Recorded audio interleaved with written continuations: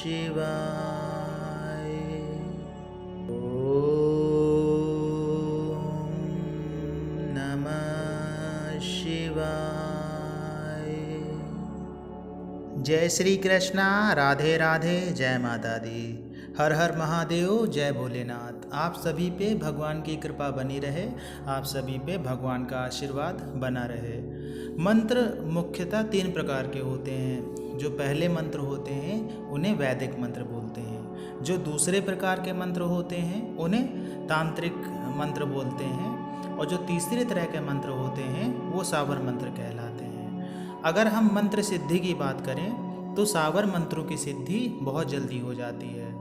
दूसरे नंबर पे तांत्रिक मंत्र आते हैं। अगर हम सिद्ध करने के लिए जाते हैं तो तांत्रिक मंत्र भी जल्दी सिद्ध हो जाते हैं, लेकिन जो सावर मंत्र होते हैं उनसे देर में सिद्ध होते हैं। इसी तरह से अगर हम वैदिक मंत्रों की बात करें तो वैदिक मंत्र थोड़ा देर से सिद्ध होते हैं, लेकिन जो वैदिक मंत्रों का प्रभाव है वो कभी समाप्त नहीं होता है।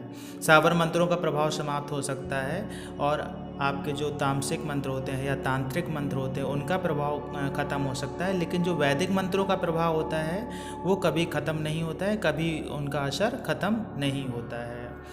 तो जब भी हम अपनी पूजा पाठ करने के बाद में मंत्र जप करते हैं या उससे पहले मंत्र जप करते हैं, एक साधना के रूप में मंत्र जप करते हैं, कभी कभी हमारे दिमाग में सवाल आता है कि हम मंत्रों का कितना जप करें कि हमारे मंत्र सिद्ध हो जाएं। कभी पता चलता है कि 1.25 लाख मंत्रों का जप करने पे सिद्ध होता है, कोई कहता है 11,000 मंत्रों का जप कर लो तो सिद्ध हो जाएगा, कोई 21,000 बताता है तो कोई 51,000 बताता है। मंत्र जप की जो सिद्धि होती है वो खाली संख्या पे निर्भर नहीं करती है, इसके और भी घटक होते हैं जिन पे ये निर्भर करती है। जैसे पहला घटक होता है तपोबल, कि आपने आज तक अपना तपोबल कितना बढ़ाया है। देखिए कभी कभी क्या होता है कि बहुत सारे व्यक्ति ऐसे हैं जो खाली पूजा पाठ थोड़ी सी करते हैं, जैसे उन्होंने सुबह अगरबत्ती जला दी, भगवान को हाथ जोड़ लिया और नमन कर लिए, सभी के नाम ले लिए और पूजा उनकी ख़त्म हो गई। तो इस तरह के व्यक्ति अगर उनको कहीं से पता चलता है कि इस मंत्र को जपने से ये सिद्धि मिलती, वो सिद्धि मिल जाती है, तो वो अगर उस मंत्र को जपने की कोशिश करेंगे या प्रयास करेंगे तो उनको बहुत देर में सिद्धि मिलेगी, क्योंकि उन्होंने अपने अंदर तपोबल कभी भी बढ़ाया नहीं, उनका तपोबल नहीं बढ़ा, उनके आध्यात्मिक ऊर्जा नहीं बढ़ी, तो उनको मंत्र में सिद्धि थोड़ा देर से मिलेगी।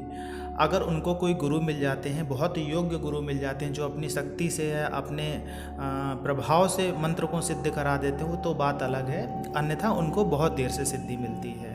दूसरा घटक क्या होता है? दूसरा घटक ये होता है कि हम खुद अंदर से कैसे हैं। हमें अपने आप को जज करना चाहिए, हमें अपने आप को पहचानना चाहिए।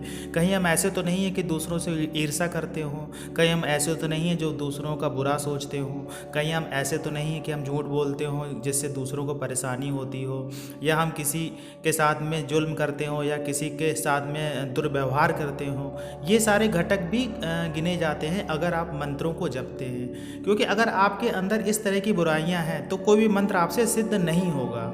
इसलिए नहीं होगा क्योंकि अगर वो मंत्र सिद्ध हो जाता है तो आप उसका दुरुपयोग कर सकते हैं। दुरुपयोग आप नहीं कर सकते, आप अपने जो आपका नेचर उसकी वजह से आपका उसका दुरुपयोग हो जाएगा। जैसे आप किसी से ईर्ष्या करते हैं तो आप उस पर मंत्र चला देंगे, उस मंत्र की शक्ति से उसका बुरा हो जाएगा। तो ये सारी चीज़ें होती हैं जिसकी वजह से मंत्रों में सिद्धि नहीं मिलती है। तीसरा घटक ये हो सकता है कि आप मंत्र का जो उच्चारण है सही नहीं कर रहे हैं, या आपको कोई गलत मंत्र मिल गया है। तो कभी भी गलत मंत्र नहीं जपना चाहिए। जैसे आप खुद सोचिए, जैसे 10 अंकों का कोई मोबाइल नंबर होता है, उसमें एक भी अंक गलत हो जाए तो आप जिस व्यक्ति से बात करना चाहे तो उस व्यक्ति से फ़ोन पे बात नहीं कर पाएंगे। उसी तरह से मंत्रों में भी होता है।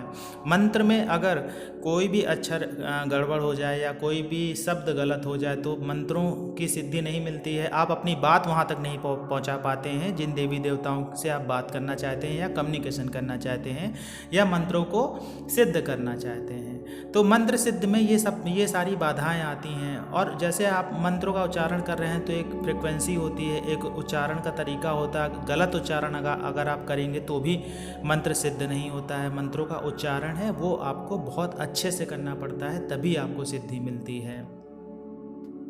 कभी कभी ऐसा भी हो जाता है कि हमारा मन जो है एकाग्र ही नहीं हो पाता है, हमारे मन में विचार चलते रहते हैं, और जब विचार चलते रहते हैं तो आपका जो मन है वो एकाग्र नहीं होता है। और मंत्र का अर्थ ही होता है कि सारे विचारों को ख़त्म कर देना, आपको एकीकृत कर देना। आपके मन में सिर्फ एक ही विचार घूमना चाहिए, वो मंत्र का जो आप जप रहे हैं, तभी मंत्रों में सिद्धि मिलती है।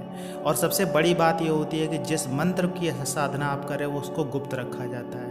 अगर आप उसे गुप्त नहीं रखेंगे तो आपको सिद्धि नहीं मिलेगी, या आपके कोई गुरु होंगे तो आपको इस बात का पता चलेगा, वो आपको ये चीज़ ज़रूर बताएंगे। मंत्र का अर्थ होता है कि गुरु के मुंह से निकला और शिष्य ने सुना, तीसरे व्यक्ति को अगर पता चल जाए तो वो मंत्र ही बेकार हो जाता है। तो मंत्र का अर्थ है गुप्त। अगर आप कोई साधना कर रहे हैं तो उसका गुणगान मत करिए किसी से, कहीं से भी मत बताइए कि आप ये मंत्र जपते हैं वो मंत्र जपते हैं। आप उनको ही बता सकते हैं जिनको आप गुरु समझते हैं या गुरु मानते हैं, क्योंकि वो आपका मार्गदर्शन करेंगे, सही चीज़ बताएंगे। अगर आप इस चीज़ का गुणगान करेंगे कि आप इस मंत्र का जप करते हैं या आप इतनी साधना कर रहे हैं, आप 1.25 लाख जप कर रहे हैं, तो भी आपका मंत्र सिद्ध नहीं होगा। मंत्र सिद्धि व्यक्ति पर निर्भर करती है, किसी को जल्दी सिद्ध होता है, किसी को देर से सिद्ध होता है। ये उसके तपोबल पर निर्भर करता है कि उसका तपोबल कितना है और वो किस मन से या किस स्थान पर या किस तरह से मंत्र जप कर रहा है। इन सब बातों का विशेष ध्यान होता है मंत्र की सिद्धि में। अब जैसे आप मंत्र जप कर रहे हैं, आप सारी चीज़ें कर रहे हैं, सब कुछ सही कर रहे हैं, लेकिन फिर भी कुछ ऐसे भी कारण होते हैं जिनकी वजह से मंत्र सिद्धि नहीं मिलती। जैसे आपके ग्रहों में कोई दोष लगा हो तो भी मंत्र सिद्धि हो सकता है आपको ना मिलती हो। तो कभी कभी क्या होता है कि जब आप बहुत दिनों से मंत्र जप कर रहे होते हैं, आपका तपोबल भी बढ़ चुका होता है, तो कभी कभी जो आपके गुरु होंगे वो आपसे कहेंगे कि खड़े होकर मंत्र जप करो। खड़े होकर मंत्र जप करने का अर्थ यह होता है कि आप एक तरह से हट कर रहे हैं, कि आप मंत्र को सिद्ध करके ही रहेंगे। आपने देखा होगा जैसे किसी धार्मिक स्थल पे आप जाते हैं तो आपको बहुत सारे हठ योगी मिल जाएंगे, जो एक पैर पे खड़ा है, कोई किसी तरह से खड़ा है, कोई किसी तरह से है। तो ये एक हठ योग होता है, मतलब आपने एक हट कर लिया कि आप मंत्र को सिद्ध करके ही रहेंगे। जैसे आप 11 माला रोज़ जपते हैं या 21 माला रोज़ जपते हैं, तो आपने क्या किया, 11 माला में से 8 माला जप कर ली बैठ के और 3 माला खड़े होकर जप कर ली, एक पैर पे खड़े होकर जप कर लिया, दोनों पैर पे नहीं, एक पैर पे। अब एक पैर पे खड़े होने का अर्थ है कि आपको अभ्यास भी होना चाहिए कि खड़े कैसे होना है। पता लगा कि आप खड़े हो रहे हैं और गिर भी सकते हैं, क्योंकि एक पैर पे खड़े रहना और काफ़ी देर तक खड़े रहना थोड़ा सा मुश्किल कार्य होता है, और उसमें आपको मंत्र भी जप करना है और मन को भी एकाग्र करना है। तो ये एक तपस्या जैसा हो जाता है। जब आप तपस्या करते हैं तो जो उससे जुड़ी शक्तियाँ होती हैं वो जल्दी प्रसन्न होती हैं। अगर आपकी तपस्या सही है, आपकी भावना अच्छी है, आपके विचार अच्छे हैं, आपका मन अच्छा है, आपके मंत्रों में कोई अशुद्धि नहीं है और आपके आसपास का वातावरण अच्छा है, स्थान अच्छा है, आपने पूरी सामग्री और पूरी विधि विधान से मंत्रों को जप कर लिया है, तो ऐसा हो ही नहीं सकता कि आपका मंत्र सिद्ध ना हो। आशा है आज की जानकारी आपको अच्छी लगी होगी।